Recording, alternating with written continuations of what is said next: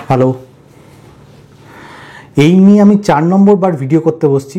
যতবারই ভিডিও করতে বসছি তখন কোনো না কোনো কল এসে যাচ্ছে, ফোন এসে যাচ্ছে, যেগুলো আমাকে রিসিভ করতে হবে, কথা বলতে হবে, ইম্পর্ট্যান্ট কল। তো যাই হোক, আজকের ভিডিওতে এটাই আলোচনা করার ছিল যে জুন 2025-এ কোন কোন গাড়ির কোম্পানিগুলো কতগুলো গাড়ি সেল করেছে। জুন 2025-এ পুরো ভারতবর্ষে 3,17,757খানা গাড়ি বিক্রি হয়েছে। আপনি যদি মে 2025 দেখেন তাহলে 3,49,713খানা গাড়ি বিক্রি হয়েছিল, অর্থাৎ 9.1%-এর মতো মার্কেট ডিগ্রোথ হয়েছে। 14 নম্বরে যথারীতি জিপ আছে, 262খানা ইউনিট বিক্রি হয়েছে জুন 2025-এ। আপনি যদি মে 2025 দেখেন তাহলে 276খানা গাড়ি বিক্রি হয়েছিল, অর্থাৎ 5.1%-এর মতো মার্কেট ডিগ্রোথ হয়েছে জিপের। 13 নম্বরে হচ্ছে সিট্রয়েন, মানে স্টেলান্টিসের আরেকটা ঘুমিয়ে থাকা কোম্পানি, যেটা জুন 2025-এ 610খানা ইউনিট বিক্রি হয়েছে। আপনি যদি মে 2025 দেখেন তাহলে 333খানা ইউনিট বিক্রি হয়েছিল, অর্থাৎ সংখ্যাটা ভালো যে 83%-এর মতো মার্কেট গ্রোথ হয়েছে, কিন্তু সেই রেসপেক্টে যে সেলস ফিগারটা বেড়েছে সেটা এমন কিছু আহামরি নয়। ইনফ্যাক্ট এরকম কার সেলস মান্থলি যেটা নিয়ে আলোচনা করছি, এরকমই একটা ভিডিও ছিল, তাতে সিট্রয়েনের মার্কেটিং স্ট্র্যাটেজি নিয়ে আমি ডিটেলে আলোচনা করেছিলাম। তো সেই ভিডিওটা অনেক পুরনো ভিডিও, তো নতুন যারা সাবস্ক্রাইবার আছেন তারা যদি দেখে না থাকেন তাহলে সিট্রয়েনের সেই ভিডিওটা দেখতে পারেন। তো যাই হোক, সিট্রয়েন এখনও চিন্তাভাবনা করছে, নতুন নতুন মার্কেটিং স্ট্র্যাটেজি আনার চেষ্টা করছে। ইনফ্যাক্ট এখন তো চিন্তাভাবনার মধ্যে এটা আছে যে সিট্রয়েন একটা নতুন গাড়ি লঞ্চ করবে, এমপিভি টাইপের গাড়ি, যেটা 9 সিটার হবে। এর নাম দিয়েছে স্পেস টুরার। এবার এই গাড়িটা ওরা ভাবছে যে লঞ্চ করলে যদি ওদের সেলস ফিগারটা বাড়ে, সেরকম একটা চিন্তাভাবনা করছে। কিন্তু এবার কথা হচ্ছে যে এই স্পেস টুরার গাড়িটা যেটা আছে সেটা হচ্ছে একটা ইলেকট্রিক ভেহিকেলস গাড়ি, যেটায় 75 কিলোওয়াট আওয়ারের একটা ব্যাটারি থাকবে এবং যার রেঞ্জ হবে 348 কিলোমিটারের মতো। অর্থাৎ বুঝতে পারছেন, একটা গাড়ি যার ব্যাটারির রেঞ্জ হচ্ছে 348 কিলোমিটারের মতো, মানে একবার চার্জ দিলে 348 কিলোমিটার চলে, সেটা প্রকৃতপক্ষে যখন রাস্তায় চলবে তখন তো 348 কিলোমিটার দেবে না, 200 কিলোমিটার 250 কিলোমিটারের মতো দেবে। এবার এমপিভি গাড়ি মানে হচ্ছে 9 সিটার, এটা তো 9 সিটার গাড়ি। এবার এমপিভি গাড়ি কারা কেনে? যারা বড় ট্যুর করে, লং ড্রাইভ করে, যারা ফ্যামিলি নিয়ে ঘুরতে যায়, যারা বন্ধু বান্ধব তাদের ফ্যামিলিকে নিয়ে 2-3টে ফ্যামিলি একসাথে ঘুরতে গেল, তারা এই সমস্ত গাড়ি ইউজ করে। সুতরাং তারা যদি এই গাড়িটা ইউজ করে, যেটার রেঞ্জই হচ্ছে 348 কিলোমিটার এবং প্র্যাকটিক্যালি 200-250 কিলোমিটারের মতো রেঞ্জ দেবে, তাহলে তো 3-3.5 ঘন্টা বাদে বাদে যখন 200 কিলোমিটার চলে যাবে তখন তো আবার আপনাকে ঝুলিয়ে রাখতে হবে ইভি যে স্টেশন আছে সেখানে। মানবে আপনার বাড়ির লোক? আপনাকে ছেড়ে কোনো কথা বলবে না। সুতরাং এই গাড়িটা কেনার আগে যদি লঞ্চও করে যায়, সিট্রয়েন যদি লঞ্চও করে, তাহলেও কিন্তু কেনার আগে আপনারা 2বার কেন 3বার কেন 25 বার ভেবে দেখবেন।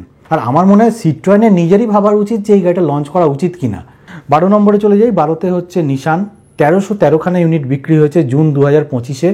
আপনি যদি মে 2025 দেখেন তাহলে 1354খানা ইউনিট বিক্রি হয়েছিল, অর্থাৎ 3%-এর মতো মার্কেট ডিগ্রোথ করেছে।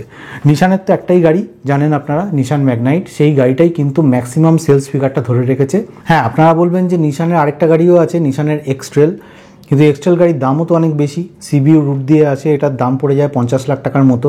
এতে 1.5 লিটারের পেট্রোল ইঞ্জিন আছে, সিভিটি অটোমেটিক ট্রান্সমিশন, এবং এতে অন্য কোনো ইঞ্জিন অপশানও নেই। যে ইঞ্জিনটা আছে সেটা 0 থেকে 109.6 সেকেন্ডের মধ্যে অ্যাচিভ করে ফেলে, আর এতে 161 বিএইচপির মতো ম্যাক্সিমাম পাওয়ার আছে এবং 300 নিউটন মিটারের মতো টর্ক ম্যাক্সিমাম জেনারেট করতে পারে। হ্যাঁ, এটা 7 সিটার ঠিকই, কিন্তু এদের যে থার্ড রোটা আছে সেটা সুটেবল ফর চাইল্ড। 11 নম্বরে চলে যাই। রেনো, জুন 2025-এ 2625খানা ইউনিট বিক্রি হয়েছে।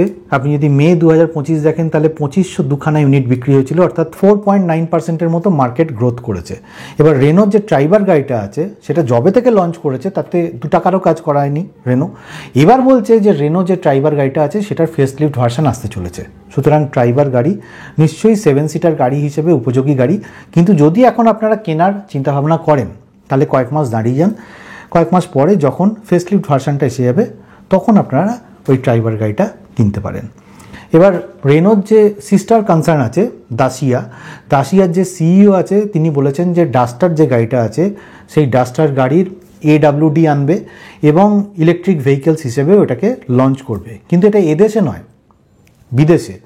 এখানে তো ডাস্টার গাড়ি লঞ্চ করেনি, অন্য সমস্ত দেশে ডাস্টার গাড়ি লঞ্চ করে গেল, ইন্ডিয়াতে এখনও ডাস্টার গাড়ি লঞ্চ করার কোনো নামগন্ধ নেই। সুতরাং ডাস্টারটাকে আগে আসতে দিন আইস ভেহিকেল হিসেবে, মানে ইন্টারনাল কম্বাসশন ইঞ্জিন হিসেবে আসতে দিন, তারপর এটা হাইব্রিড হিসেবে লঞ্চ করবে, তারপর এটা ইভি হিসেবে লঞ্চ করবে। এরপরে আসবে ডাস্টারের যে 7 সিটার বিগ স্টার গাড়িটা। সুতরাং এখনও সময় আছে, 200-300 বছর লাগবে নতুন গাড়িগুলো আনতে। মানে এদের যা স্পিড রেনোর, তাতে 200-300 বছরই লাগার কথা। 10 নম্বরে হচ্ছে ফক্সওয়াগন। জুন 2025-এ 3089টা ইউনিট বিক্রি হয়েছে। আপনি যদি মে 2025 দেখেন তাহলে 2848টা ইউনিট বিক্রি হয়েছিল, অর্থাৎ 8.5%-এর মতো মার্কেট গ্রোথ হয়েছে।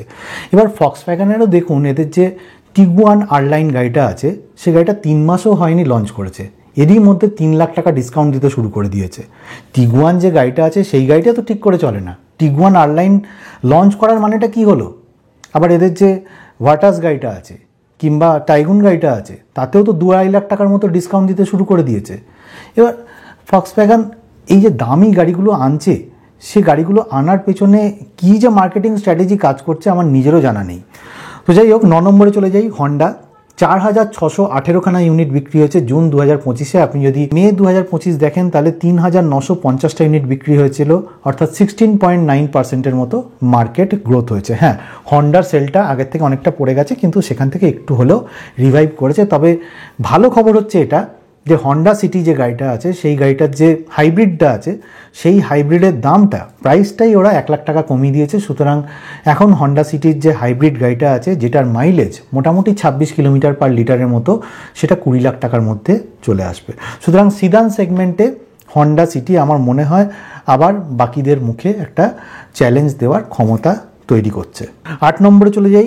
স্কডা 5014টা ইউনিট বিক্রি হয়েছে জুন 2025-এ। আপনি যদি মে 2024 দেখেন তাহলে 6740খানা গাড়ি বিক্রি হয়েছিল, অর্থাৎ 25.6%-এর মতো মার্কেট ডিগ্রোথ হয়েছে স্কডা কোম্পানির। আপনারা জানেন যে স্কডার যে কাইলাক গাড়িটা আছে, সেটা আসার পর থেকেই কিন্তু স্কডার সেলটা উত্তরোত্তর বৃদ্ধি পেয়েছে, এবং যেখানে স্কডা আর ফক্সওয়াগন পাশাপাশি সেল হতো, সেটা এখন একটা দূরত্ব তৈরি হয়ে গেছে স্কডার সাথে ফক্সওয়াগনের। স্কডা এখন অনেক বেশি সেল হচ্ছে। 7 নম্বরে হচ্ছে এমজি 5829টা ইউনিট বিক্রি হয়েছে জুন 2025-এ। আপনি যদি মে 2025 দেখেন তাহলে 6304খানা ইউনিট বিক্রি হয়েছিল, অর্থাৎ 7.5%-এর মতো মার্কেট ডিগ্রোথ করেছে। এমজির একটা এমপিভি আসার কথা চলছে M9 বলে। এবার সেই M9 যে গাড়িটা আছে, সেটায় 90 কিলোওয়াট আওয়ারের ব্যাটারি থাকবে, আর এই এমপিভিটা 245 বিএইচপির মতো পাওয়ার জেনারেট করবে, ম্যাক্সিমাম 350 নিউটন মিটারের মতো ম্যাক্সিমাম টর্ক জেনারেট করবে। সুতরাং এই গাড়িটা যদি কেউ বুকিং করতে চান তাহলে 51,000 দিয়ে বুকিং করতে পারেন, কারণ এতে JBL এর সাউন্ড সিস্টেমও রয়েছে। এছাড়া M9-এ যে 4টে সিট রয়েছে, মানে ড্রাইভার সিট, ড্রাইভারের যে পাশের সিট, পেছনে মিড রোতে যে দুটো ক্যাপ্টেন সিট রয়েছে, এই টোটাল 4টে সিটে ইলেকট্রিক্যালি অ্যাডজাস্টেবল করা যেতে পারে, এবং এতে ভেন্টিলেশনও থাকবে। এছাড়া হিটও জেনারেট করতে পারে, এবং এতে মেসেজ করারও অপশান থাকবে, মানে 4টে সিটই মেসেজ করতে পারবেন নিজে থেকে। মানে ঠিক আছে, 3টে সিট তো ঠিক আছে, কিন্তু ড্রাইভারের সিটে মেসেজ করলে সে গাড়ি চালাবে কী করে? এ কেমন টেকনোলজি? 6 নম্বরে চলে যাই। কিয়া 20,625টা ইউনিট বিক্রি হয়েছে জুন 2025-এ। মে 2025-এ 22,315খানা ইউনিট বিক্রি হয়েছিল, অর্থাৎ 7.6%-এর মতো মার্কেট ডিগ্রেড করেছে। কিয়ার যে ক্ল্যারেন্স ক্ল্যাভিস ইভি গাড়িটা রয়েছে, সেই গাড়িটা খুব তাড়াতাড়ি রিভিল হবে, এবং এটার প্রাইস রেঞ্জ 18 থেকে 24 লাখ টাকার মধ্যে হবে। এটা যেহেতু ইভি গাড়ি, এতে যে ব্যাটারি থাকবে, দুরকম ব্যাটারি অপশান থাকবে। ক্রেটায় যে দুটো ব্যাটারি আছে, মানে 42 কিলোওয়াট আওয়ারের যে ব্যাটারি, যেটা 390 কিলোমিটারের মতো রেঞ্জ দেবে, এবং 51 কিলোওয়াট আওয়ারের যে ব্যাটারিটা, যেটা 470 কিলোমিটারের মতো রেঞ্জ দেবে, সেই দুরকম ব্যাটারি অপশানই কিন্তু কিয়া ক্ল্যারেন্স ক্ল্যাভিস ইভি গাড়িতে থাকবে। 5 নম্বরে চলে যাই। টয়োটা 26,453টা গাড়ি বিক্রি হয়েছে জুন 2025-এ। মে 2025-এ 29,280টা ইউনিট বিক্রি হয়েছিল, অর্থাৎ 9.7%-এর মতো মার্কেট ডিগ্রোথ করেছে। টয়োটার তরফ থেকে একটা বিশেষ কাজ করা হয়েছে। টয়োটার যে ইনোভা হাইক্রস গাড়িটা আছে, সেই গাড়িটাকে এরা ভারত এনসিপি ক্র্যাশ টেস্টে পাঠিয়েছিল। তো সেই এনসিপি ক্র্যাশ টেস্টে এটা 5 স্টার রেটিং পেয়েছে। ইনফ্যাক্ট ভারত এনসিপি ক্র্যাশ টেস্টে এখন সব গাড়ি প্রায় 5 স্টার রেটিং পেয়ে আসছে। যে গাড়ি পাঠিয়ে দাও সেই গাড়ি 5 স্টার রেটিং নিয়ে আসবে। মানে ভারত এনসিপি ক্র্যাশ টেস্ট এখন 0 স্টার, 1 স্টার, 2 স্টার, এগুলো কারা দেয়? ওরা ছোটো মানুষরা দেয়। আমরা যা দেবো সব 5 স্টার দেবো, মানে কোনো ভেদাভেদ রাখবো না, সবাই সমান, সবাই রাজা। মানে ক্লাসে first boy, second boy, third বয়, লাস্ট বয় বলে কিচ্ছু নেই, সবাই সমান হয়ে যাবে। তো আমি তো এখন ভাবছি যে অর্চির আমার ছেলের যে হিরো সাইকেলটা আছে না, ওটাকেও ভাবছি এবার ভারত এনসিপি ক্র্যাশ টেস্টে পাঠিয়ে দেবো, ওটা যদি 5 স্টার রেটিং আনতে পারে। 4 নম্বরে চলে যাই, টাটা 37,083টা ইউনিট বিক্রি হয়েছে জুন 2025-এ। আপনি যদি মে 2025 দেখেন তাহলে 41,557টা ইউনিট বিক্রি হয়েছিল, অর্থাৎ 10.8%-এর মতো মার্কেট ডিগ্রোথ করেছে। টাটার তরফ থেকে বলা হচ্ছে যে ওদের যে অ্যালট্রোস গাড়িটা আছে সেই গাড়িটার ইভি আসবে, তবে অ্যালট্রোস ইভিতে বিশাল কিছু ব্যাটারি অপশানওয়ালা ইভি আসবে না, মোটামুটি 5-এর লেভেলেরই ব্যাটারি অপশান থাকবে বলে শোনা যাচ্ছে। এছাড়া টাটার সিয়েরা গাড়িও লঞ্চ করবে, বাট টাটা সিয়েরা গাড়িতে 1.5 লিটারের ন্যাচারালি অ্যাসপিরেটেড পেট্রোল ইঞ্জিন থাকবে। হ্যাঁ, এবার আপনারা বলবেন যে টাটার এই সিয়েরা গাড়িতে 1.5 লিটারের টার্বোচার্জ পেট্রোল ইঞ্জিন আসবে না কেন? আসবে, ডেফিনেটলি আসবে, কিন্তু 1.5 লিটারের ন্যাচারালি অ্যাসপিরেটেড ইঞ্জিনটা দিয়ে ওরা প্রাইস পয়েন্টটাকে একটু কম্পিটিটিভ রাখতে চাইছে। পরবর্তীকালে মানে টাটার ইনহাউস একটা 1.5 লিটারের টার্বোচার্জ পেট্রোল ইঞ্জিনের রিসার্চ চলছে, সেই রিসার্চটা যদি সাকসেসফুল হয় তাহলে ওই 1.5 লিটারের টার্বোচার্জ পেট্রোল ইঞ্জিনটা ওরা সিয়েরা গাড়িতে ইনস্টল করবে। সুতরাং 2 রকমের পেট্রোল ইঞ্জিন অপশানে টাটা সিয়েরার আসার কথা। এছাড়া এদের যে টাটা সাফারি গাড়ি আছে, টাটার যে হ্যারিয়ার গাড়িটা আছে, সেই গাড়িটারও কিন্তু নেক্সট জেনারেশন আসবে বলে শোনা যাচ্ছে।